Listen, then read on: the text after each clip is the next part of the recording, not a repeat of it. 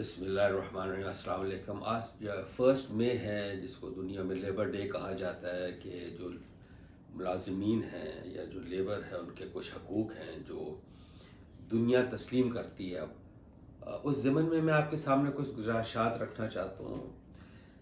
अल्लाह पाक ने जिनको मुलाजिमीन दिए हैं, जिस तरह मेड्स घर में आती हैं, कुछ ख़वातीन आती हैं, या ड्राइवर हजरात हैं, हमारे चौकीदार साहब हैं, या सर्वेंट्स होते हैं, तो उनके कुछ राइट्स हैं। यानी आप स्पेशली जो मेड्स घर में आती हैं, आप देखें कि ख़वातीन जो हैं, उस तबके की ख़वातीन मजबूरी के आलम में घर से निकलती हैं। They don't want to leave their homes. बस औक़ात ये होता है कि उनके जो मर्द हजरात हैं वो नशा करते हैं, वो जॉब्स नहीं करते और अपनी औरतों पे तशद्दुद करते हैं, फिर उनसे तकाजा करते हैं कि वो कुछ कमा कर लाएँ, फिर वो मजबूरी के आलम में निकलती हैं। या अदरवाइज़ भी अगर उन्होंने हाथ बटाना है अपने मर्दों का, वो भी अगर काम कर रहे हो, तो बहरहाल वो ख़वातीन घरों में आती हैं। सब ख़वातीन को किसी न किसी दर्जे में कोई ना कोई मेंटल स्ट्रेस ज़रूर होता है। उसकी वजह है क्योंकि वो जिस माहौल से आती हैं, वो यानी उसमें गर्मी होती है उनके घरों में।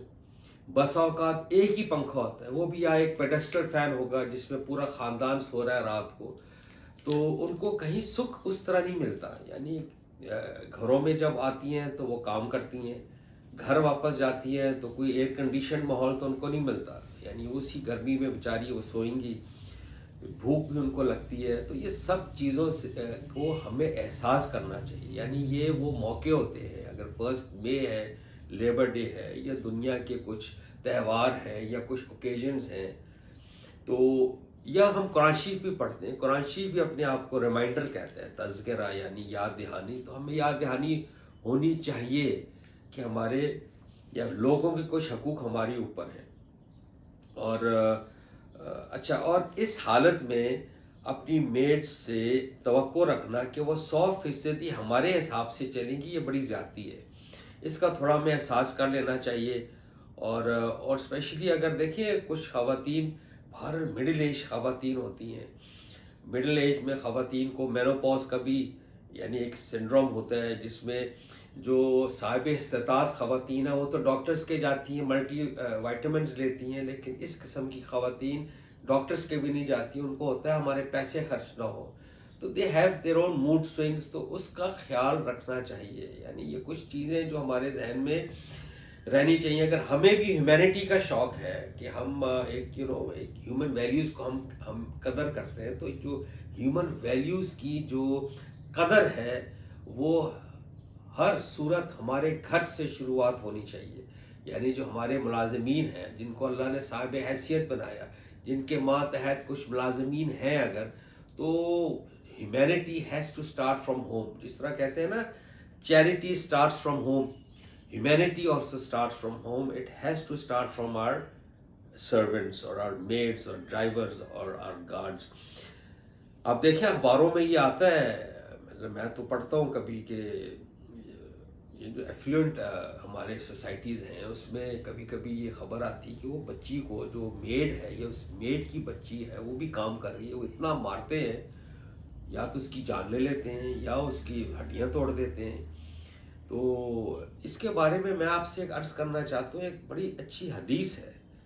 यानी एक सहाबी थे अबू मसूद बदरी रज़ी अल्लाह ताला अन्हु। वो आपने इसी तरह गुस्से में कोई गलती हो गई होगी उनके, उस वक्त तो ग़ुलाम होते थे, तो कोई गलती हो गई होगी यकीनन, तो उनको मार रहे थे छड़ी के साथ। और हजूर अलैहिस्सलाम वहाँ से गुज़रे, उन्होंने हज़रत अबू मसूद से बात की, तो वो गुस्से में थे, उन्होंने आवाज़ नहीं सुनी। तो थोड़े और करीब जब हुजूर अलैहिस्सलाम आए तो उन्होंने कहा अबू मसूद, फिर उनकी तवज्जो हुई तो उन्होंने फरमाया कि अबू मसूद, जितनी कुदरत तुमको अपने ग़ुलाम पर है, उससे कहीं ज़्यादा कुदरत अल्लाह को तुम्हारे ऊपर है। हज़रत मसूद फरमाते हैं, मेरी यानी मैं तो डर गया और वो छड़ी मेरे हाथ से गिर गई, मैंने उस ग़ुलाम को वहीं आज़ाद कर दिया। तो हुजूर अलैहिस्सलाम ने इस पर एक जुमला फरमाया कि अगर तुम इसको आज़ाद ना करते तो तुम्हारी ये जो सख्ती है ये तुमको जहन्नम तक पहुंचा देती है, जहन्नम की आग तुमको छू लेती। اس کا مطلب یہ ہے کہ اگر تمہارا یہی رویہ رہتا وتھ یور سرونٹس اور سخت مزاجی کا، بہت سخت حساب لینے کا، غصہ کرنے کا، تو یہ ٹیمپرامنٹ ہے نا، یہ ٹیمپرامنٹ حضور علیہ السلام نے فرمایا کہ یہ آپ کو، یعنی یہ وہ ٹیمپرامنٹ ہے جس میں آپ کی یہ ٹیمپرامنٹ، یہ سخت مزاجی، یہ گناہ جو ہیں یہ آپ کی نیکیاں کھا جاتی. تو جب نیکیاں کھا جائیں گی تو پھر وہ اینڈ برا ہی ہونا ہے. لہٰذا یہ ذہن میں رکھنا چاہیے کہ وی شوڈ آلویز بی فارگیونگ. میں آپ سے عرض کروں، ایک کتنی خوبصورت بات ہے کہ حضرت زید تھے حضور علیہ السلام کے، وہ غلام تھے. یعنی اس زمانے میں غلامی ایک انسٹیٹیوشن تھا، غلام تھے حضور علیہ السلام کی بعثت سے پہلے بھی. یعنی حضرت زید ان کے پاس تھے، he was a young man. حضور علیہ السلام بڑی عمر کے تھے. تو حضرت زید کہتے ہیں میں نے کبھی بھی نیور ایور، یعنی کبھی بھی حضور علیہ السلام نے مجھ کو نہیں ڈانٹا، کبھی بھی. اور اس حد تک کہ جب ان کے، یہ کہا جاتا ہے کہ ان کے جب والدین آئے حضرت زید کو لینے کے لیے، کیونکہ حضور علیہ السلام نے تو ان کو رہا کر دینا تھا یا آزاد کر دینا تھا جس کو کہتے ہیں، تو ہی آپٹیڈ، حضرت زید آپٹیڈ کہ میں حضور کے پاس ہی رہوں گا.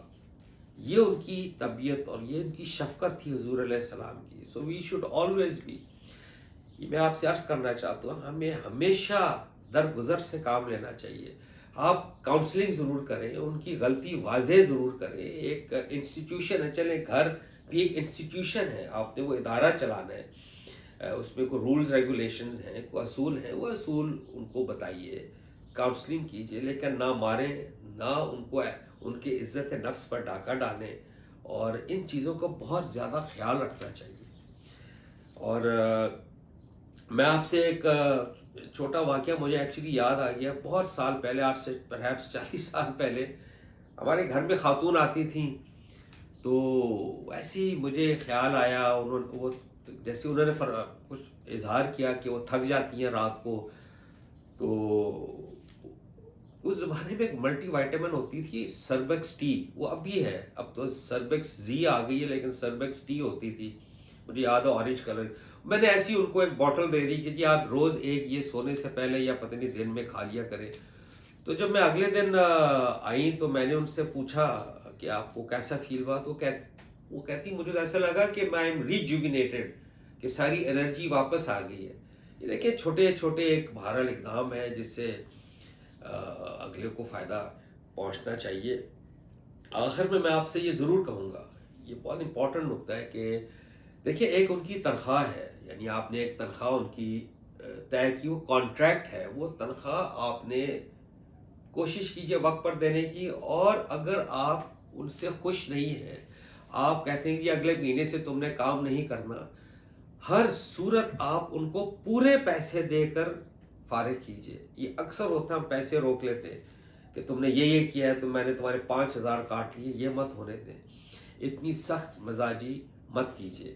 ان کو پیسے دیں، بلکہ تھوڑے سے زیادہ دیں، اور خوش اسلوبی کے ساتھ آپ فارغ کریں، کوئی ایسی بات نہیں ہے.